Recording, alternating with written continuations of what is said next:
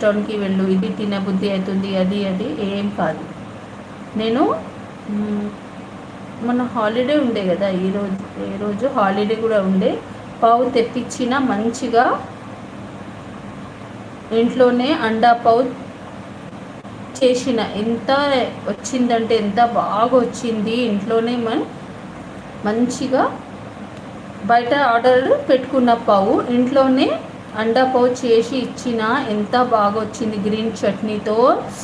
ఆ రెసిపీ నేను పెట్టలేను, ఎందుకు అంత అట్లా చిన్న ఎందుకు అని. నేను ఫ్యామిలీ టైం కదా, నేను కెమెరాలో వెళ్ళాను. ఫ్యామిలీలో ఉంటే అసలు కెమెరా ముందర ఎందుకు, పిల్లలు మంచిగా అమ్మ ఎప్పుడు పని చేస్తారు, మాకు టైం ఇవ్వదు అని వాళ్ళు కూడా అనుకోకూడదు కదా. అందుకే నేను అండా పావు చేసి మేము ఇంట్లోనే ఎంతో బాగా ఎంజాయ్ చేసాము.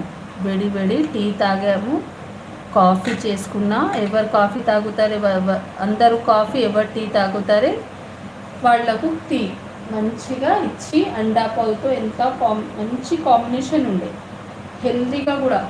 మనం బయట నుంచి బర్గర్, పిజ్జా ఎందుకు తీయాలి, అండా పావు సూపర్ కాంబినేషన్ వచ్చింది.